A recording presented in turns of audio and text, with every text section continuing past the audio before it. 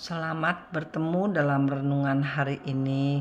Doa saya semoga Bapak, Ibu, Saudara dalam keadaan sehat-sehat jiwa dan raga. Amin.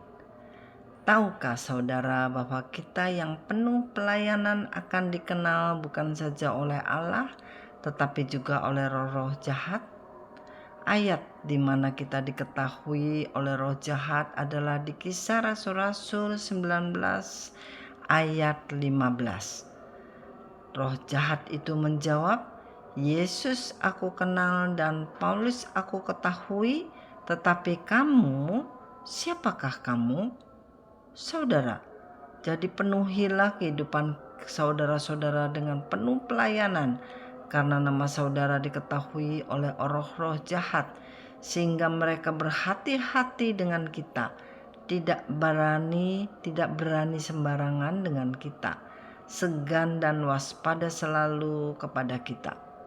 Tetapi kita juga tentunya harus selalu memakai the armor of God di Efesus 6 atau perlengkapan senjata Allah, yaitu 1. Ikat pinggang kebenaran, 2. Baju jirah keadilan, 3. Perisai iman, 4. Ketopong keselamatan, 5. Pedang roh yaitu firman Tuhan, dan 6. Kasut kerelaan mengabarkan Injil damai sejahtera, terakhir 7. Berdoa di dalam roh. Dengan memakai perlengkapan senjata Allah ini, kita selalu punya ketahanan diri yang baik, tidak mudah diserang oleh musuh. Dari ayat-ayat di atas kita lihat bahwa roh-roh jahat itu mengenal Yesus dan mereka juga mengetahui Paulus. Mengapa? Karena kehidupan mereka yang penuh pelayanan dan doa siang dan malam menggoncang mereka. Jadi penuhilah kehidupan saudara dengan penuh pelayanan dan doa siang dan malam, sehingga roh-roh jahat segan kepada kita. Nah, sekarang bagaimana dengan mengusir roh jahat? Di Lukas 10 ayat 20 mengatakan, namun demikian janganlah bersukacita karena roh-roh itu takluk kepadamu, tetapi bersukacitalah karena namamu ada terdaftar di sorga. Pada ayat di atas, murid-murid Tuhan Yesus berhasil mengusir roh jahat. Roh jahat takut dengan nama Tuhan Yesus dan berhasil dikeluarkan dari tubuh orang-orang yang kesurupan tersebut. Berhasil mengusir roh jahat adalah satu poin, tetapi Tuhan Yesus mengatakan bahwa ada keuntungan lain daripada sekedar mengusir roh jahat, yaitu adalah nama kita terdaftar di surga. Wow, alangkah sukacitanya kita dengan kebenaran ini. Sungguh suatu hal yang sangat mengembirakan yang di luar imagination kita. Puji, syukur, kemuliaan, kebesaran hanya untuk nama Yesus. Saudara, pelayanan perjanjian baru ini berbeda dengan perjanjian lama.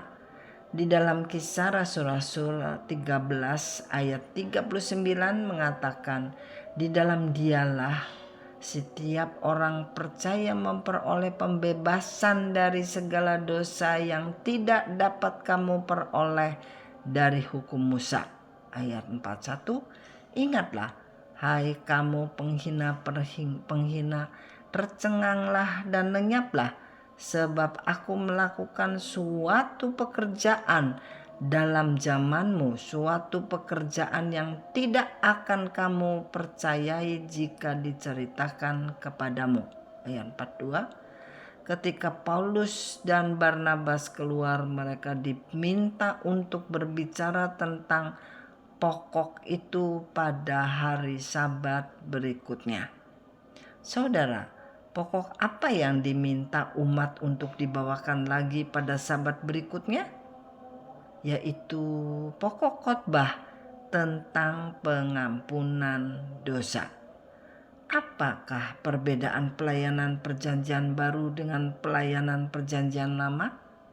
Di dalam perjanjian lama tidak diberitakan tentang pengampunan dosa, orang diajar tentang morality dan jangan berbuat dosa. Jadi bagaimana kehidupan orang yang berdosa? Telah tersedia kutuk-kutuk di Ulangan 28. Bagaimana supaya tidak terkena kutuk? Jangan berbuat dosa. Itulah pelayanan perjanjian lama. Tetapi Yesus datang di perjanjian baru dengan membawa kasih karunia, di mana orang-orang berdosa diberi jalan keluar, yaitu pengampunan dosa dan himbauan untuk tidak berbuat dosa lagi. Saudara, sekali lagi apa yang tidak ada dalam hukum Taurat? Pengampunan dosa. Musa adalah pelayan dan dia tidak berhak memberi pengampunan dosa kepada umat. Dipentingkan ketaatan kepada hukum. Tidak diberikan solution atau penyelesaian apabila manusia berbuat dosa. Tetapi di dalam Yohanes 1 ayat 17 mengatakan, hukum Taurat diberikan oleh Musa, tetapi kasih karunia dan kebenaran datang oleh Yesus Kristus. Jadi Yesus Kristus datang sendiri ke bumi ini, saudara, dengan dirinya sebagai kasih karunia dan kebenaran. Dialah yang memberikan pengampunan dosa kepada siapapun yang percaya kepadanya, di mana kasih karunia ini tidak pernah ada sebelumnya, dan yang percaya beroleh hidup yang kekal. Yesus adalah kebenaran.